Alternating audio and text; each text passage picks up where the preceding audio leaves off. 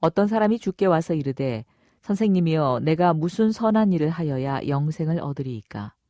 예수께서 이르시되 어찌하여 선한 일을 내게 묻느냐? 선한 이는 오직 한 분이시니라.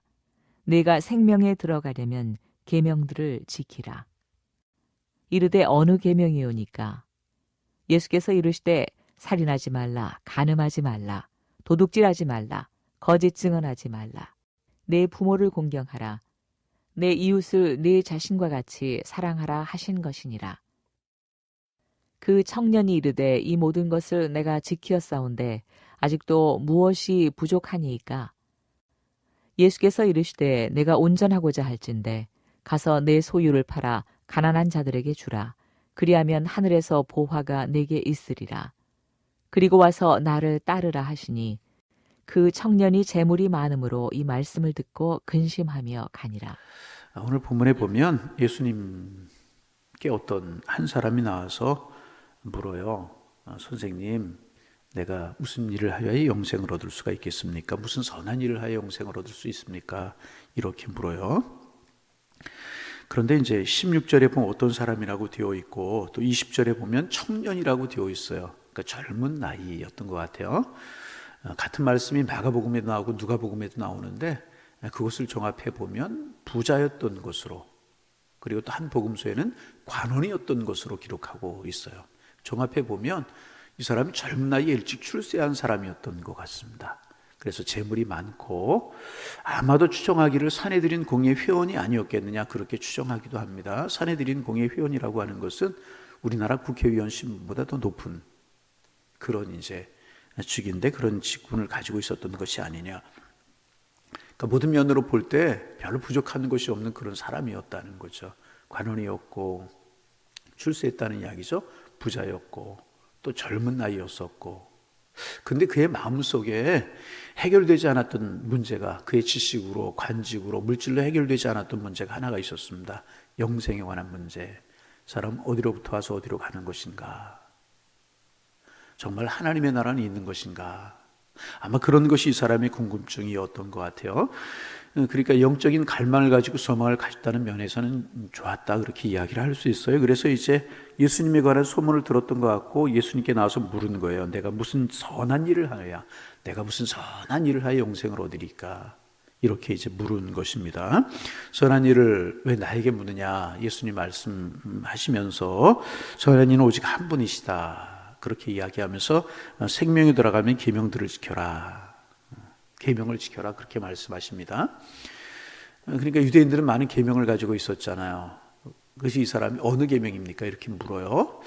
유대인들은 우리가 아는 것처럼 이제 기록된 율법 토라라고 하는 것을 가지고 있고, 기록되지 않고 구전으로 전해져 내려오는 미슈나라고 하는 것을 가지고 있었어요. 그러니까 기록된 율법 토라만 해도 충분한데 미슈나를 가지고 있었고 또 십계명을 글자 수대로 풀이해가지고 319개나 되는 계명을 가지고 있었고 많은 계명들을 그들은 가지고 있었어요. 그리고 이것이 유대인들에게 또 하나의 짐이 되고 있었습니다. 지킬래야 지킬 수 없는 것들이 많았고 지키지 않으면 그들이 가지고 있는 종교적으로 율법적으로 여러 가지 해가 되는, 문제가 되는, 짐이 되는 그런 것들이 유대인들에게 율법 계명이었다는 것입니다.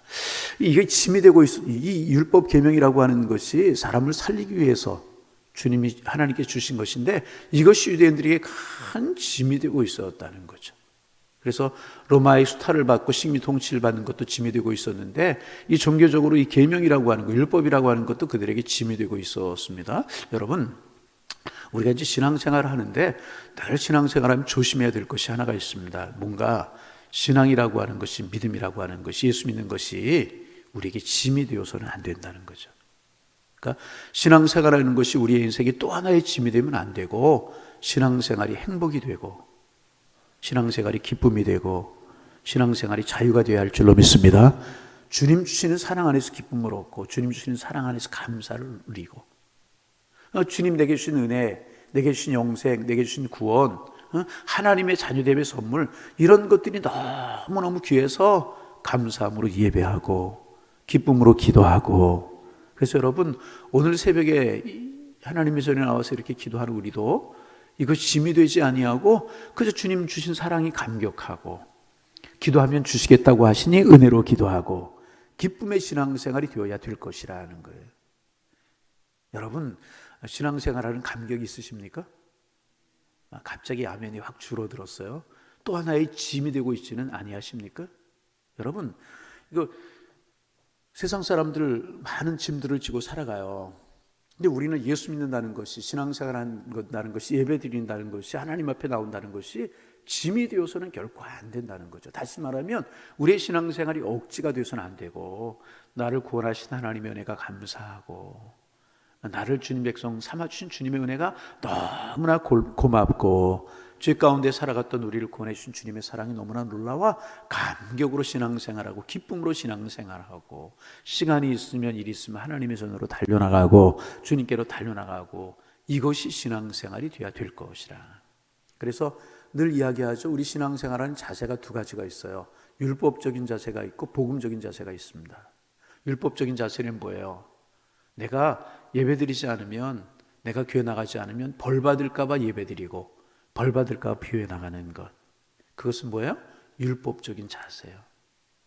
조금 길어지는 말씀을 좀 드리면, 제가 지난번 교회 있을 때 젊은 부부가 아주 잘생긴 그런 분들, 사람들하고도 잘 지내고 그러는 분들인데 교통사고 났대요.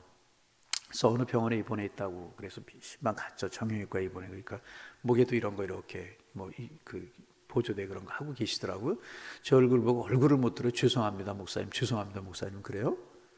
왜 그러냐고, 저한테 죄송할 게 뭐가 있냐고 그랬더니 이분들이 주일날 강원도 놀러 가다가 교통사고 난 거예요. 그래서 목사님, 주일날 주일 안 지키 강원도 놀러 가다가 하나님 앞에 벌 받았습니다. 여러분, 하나님 벌 주시는 분이에요? 제가 믿는 하나님 그런 분 아니라고 생각해요. 내가 그렇게 생각하는 마음은 귀한 것일 수 있지만, 여러분 조금 그랬다고 하나님 그렇게 꽝 벌 주시고 그런 분이겠습니까? 율법적인 신앙이라는 거죠.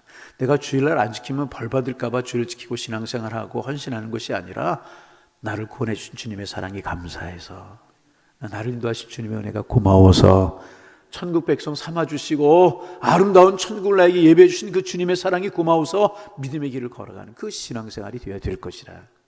이게 복음적인 신앙, 그러니까 율법적인 자세 그런 것이고, 복음적인 것, 주님의 사랑이 고맙고 감사해서, 벌 받을까 봐 아니라 너무너무 감사하고 고마워서 예배하고 신앙생활, 그게 신앙생활, 그게 복음적인 자세가 우리의 자세가 되어야 될 것이라는 거죠. 여러분, 우리의 신앙이 이런 신앙이 되기를 원합니다.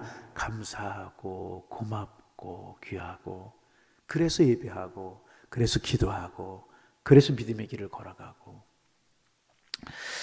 어느 계명을 지켜야 이제 구원, 영생을 얻을 수가 있습니까? 너무나 많은 계명들을 가지고 있었기 때문에 그 중에서 어느 계명이냐 그 말이에요. 그리고 솔직한 심정으로 그 많은 계명들을 다 지켜야 된다면 나는 영생에 들어갈 자신이 없다, 이런 마음이 그 속에 담겨져 있을지도 모르겠어요. 그때 예수님께서 10계명 중에 대인계명이라고 하는, 1계명부터 4계명까지는 대신계명이고 5계명부터 10계명은 대인계명, 사람과 사람 사이에 관계되는 계명이라고 그렇게 이야기하지 않습니까? 쭉 말씀하십니다. 살인하지 말라, 간음하지 말라, 도둑질하지 말라, 거짓 증거하지 말라, 내 부모를 공경하라, 내 이웃을 내 자신과 같이 사랑하라 하신 것이니라. 대인계명이라고 사람과 사람 사이에서의 일들 이야기를 하십니다. 그래, 청년이 아주 반갑고 기쁘다는 듯이 이야기를 합니다. 이 모든 것을 내가 지켰습니다. 아직도 내게 무엇이 부족합니까?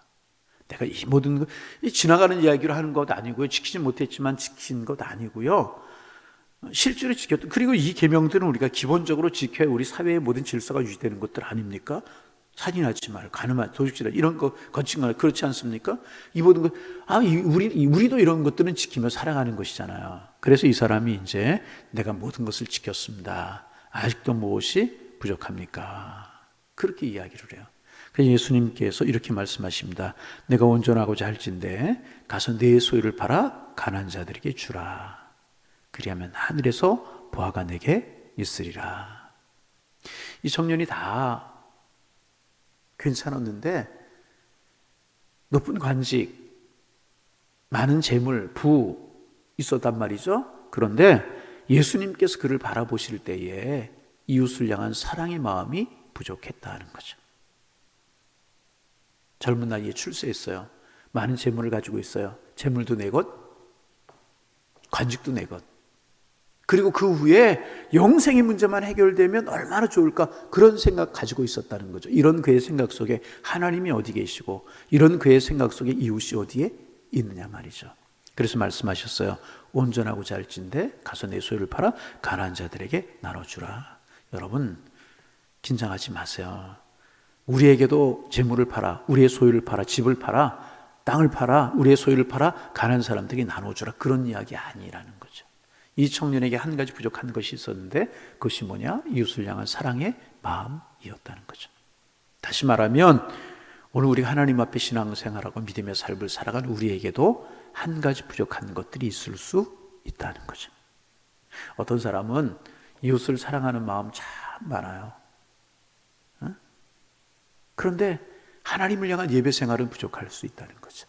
어떤 사람은 예배 생활을 참 잘하는데 이웃을 향한 사랑의 마음이 없을 수 있고, 어떤 사람들은 열심히 일은 잘하는데 기도 생활이 부족할 수 있고, 어떤 사람은 기도를 잘하는데 이웃에 대한 배려가 없을 수 있고, 이렇게 한 가지 부족한 것들이 있을 수 있다는 거죠. 그거를 채우라는 거죠. 여러분, 한번 가만히 이 시간 생각해 보시기를 바랍니다. 하나님 앞에서 우리의 신앙의 삶에서 어떤 것이 부족한가? 이 사람처럼 이웃을 향한 사랑의 마음이 부족하지 아니하십니까? 아니면 나는 열심히 하는 것, 기도 생활이 조금 부족하지 않은가? 내가 예배 생활 잘하는 것 같긴 같은데 내가 한 번도 전도해 본 적이 없는가? 내가 실험생활 잘하는 것 같은데 헌신의 마음 내게 없진 않은가? 그런 것들을 돌이켜 보라 하는 것입니다. 그런데 오늘 성경에 보면 참 마음 아픈 게 있어요. 그 청년이 떠나갔어요. 근심하며 떠나갔어요. 영생의 문제를 해결하지 못한 채 떠나갔어요. 그런데 왜 떠나갔는 줄 아십니까? 재물이 없어서. 내 소유를 팔아 가난한 자들에게 나눠주라 말씀하셨는데, 재물이 없어서 영생의 문제, 궁금증의 문제, 갈망하는 문제를 해결하지 못하고 떠나가는 것이 아니라 재물이 많음으로 근심하며 떠나갔다. 재물이 없어, 물질이 없어서가 아니라는 거예요. 많음에도 불구하고 예수님께서 말씀하시는 그 문제를 해결하지 못하고 쓸쓸히 세상으로 나아가는 이 청년의 뒷모습이 참 마음이 쓸쓸하고 마음이 허전하고 그래요. 여러분, 반복합니다. 가을 만추라고 그러잖아. 꽉 찼다고 그러고, 과일들이 이렇게 익어가고, 저 맛을 내고, 그죠? 추수하고, 뭐 벌써 이제 초겨울에 접어들어가지고 들에 벌써 다 추수하고, 나무에도 과일을 다 따고, 이제 뭐 벼도 다 추수를 하고 이제 그런 때가 되었지만은, 그래도 우리가 감사하는 이 계절에, 감사하는 계절이고 추수하는 계절이지 않습니까? 우리의 믿음의 척도로 한번 세워볼 필요가 있지 않은가? 내 믿음은 어디까지인가? 그리고 내 믿음 생활 속에서 조금 더 채워야 될 것은 무엇인가? 여러분, 무엇이라고 생각하십니까? 하나님, 여러분, 부족한 것을 아는 데서부터 모든 문제가 시작되잖아요. 그 문제를 해결하려면 그 문제의 문제가 무엇인가를 아는 데서부터 시작하면 채울 수가 있는 것이라는 거죠. 그렇죠? 내 신앙에 부족한 것이 무엇인가? 더 하나님을 기쁘시게 하기 위해서 내가 꽉 찬 열매와 같은, 가을철에도 이렇게 열매를 보면 쭉정이가 있잖아요. 같은 나무에서 같은 햇빛을 받고 뿌리로부터 영양분을 같이 공급을 받는데도 불구하고 어떤 과실은 탐스럽게 정말 보기에도 좋고 먹음직스럽고 맛도 좋은 과일이 있는가 하면, 같은 나무에서 같은 햇빛을 받고 같은 뿌리에서 영양분을 받고 자랐음에도 불구하고 쭉정이가 있어요. 그렇잖아요. 하나님 보시기에도 우리 분명히 그럴 수 있다는 거죠. 그죠? 알이 꽉 찬 신자, 정말 주님 보시기에 아름답고 탐스럽고 그런 신앙의 길을 걸어가는, 하나님 보시기에 사람이 사람을 판단할 수 없지만 하나님 보시기에 그런 꽉 찬 열매처럼, 정말 탐스러운 열매처럼, 보기도 좋고 맛도 좋은 열매처럼 탐스러운 그런 신앙을 가지고 있는 분들이 있는가 하면, 이렇게 죄송한 표현이지만 쭉정이처럼, 성경에도 말씀하시잖아요. 키지를 하는데 쭉정이는 날아가고 알곡은 안으로 들어오고, 그래서 창고에 들이고 이제 그런다고 말씀하셨잖아요. 탐스러운 이런 신앙의 열매를 갖는 우리가 되기 위해서 날마다 우리 자신의 모습을 치워나가야 될 것이라는 거죠. 내게 부족한 하나님을 사랑하는 마음. 수요일날 3주간에 걸쳐서 누가복음 7장에 나오는 백부장 이야기를 했어요. 예수님께서 그 백부장 보시고 기이 여기셨다, 놀라셨다는 거예요. 여러분, 놀랍고 기이한 일에는 두 가지가 있죠. 첫째는 뭐냐면, 이야, 저 사람 신앙 보니까 놀랍다. 이야, 귀하다. 그 백부장을 보고 주님이 그렇게 놀라셨어요. 그래서 이스라엘 중에서도 이만한 믿음을 만나보지 못하였도다 우리 주님 칭찬하셨어요. 그런데 반대로, 야, 저 사람 보니까 참 놀랍다. 그렇게 오래 신앙생활하고 모태신앙이라고 하고 그렇게 직분가지고 그런데, 야, 그래?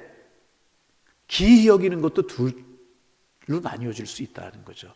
주님이 우리를 보실 때 어떻게 평가하실 것 같습니까? 이 가을에 우리 신앙의 모습을 돌이켜보면서 나의 부족한 것은 무엇인가? 주님 채우시옵소서. 채우시옵소서. 그리고 꽉 찬, 속이 꽉 찬 열매처럼 꽉 차서 그 열매로 하나님을 기쁘시게 하옵소서. 그런 믿음의 길을 걸어가옵소서. 우리의 기도 제목이 되기를 소망합니다. 그 중에 하나, 하나님 이 가을에, 초겨울이 되었지만 그래도 가을에 주님 우리의 마음이 감사로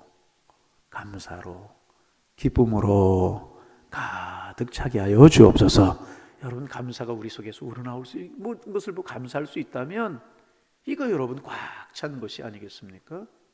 손양원 목사님, 한국이 낳은 성자라고 이야기하잖아요. 세계 역사 속에 자랑할 수 있을 만한 분, 손양원 목사님, 주기철 목사님, 이런 분이잖아요. 손양원 목사님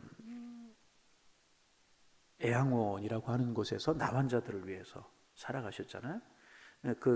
예양원에 가면 손양원 목사님 이렇게 일생 살아가신 모습들을 그림으로 그려서 벽에 붙여놓은 것들이 있어요. 거기에 보면 나환자들 환구에서 나는 고름을 입으로 빨아주고, 나환자에 피하려고 하는데 그들 빨아주고 상주 치료해주고 그러면서 지내셨단 말이죠.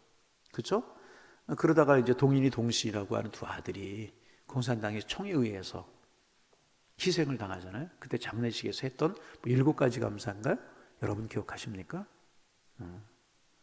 내가 미국 유학 보내려고 했는데 미국보다 더 좋은 천국에 갈 수 있었음이 감사.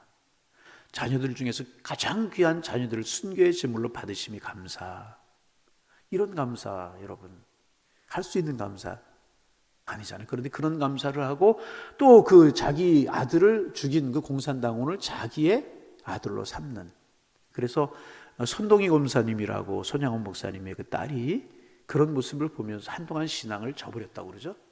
아니, 예수를 믿어 그렇게 믿을 수가 있는 것인가? 아버님의 모습을 보면서 나중에는 그 큰 사랑을 알고 그 큰 신앙, 깊은 신앙을 알고 돌아와서 귀한 권사님이 되셨다고 하는데 갈등할 정도 그랬다는 거죠. 여러분, 풍성한 감사 그 속에 있었기 때문에 가능한 것이 아닌가. 여러분, 이 가을에 우리의 신앙의 모습이 꽉 차기를 원합니다. 꽉 차서 탐스러운 열매처럼 주님 보시기에 꽉 차. 그 중에 하나, 우리 감사로 채울 수 있는, 이렇게 감사로. 감사의 모습이 그 사람의 신앙이고, 감사의 척도가 어제 아침에도 말씀을 드렸나요? 그 사람의 신앙이라고 이야기하지 않습니까?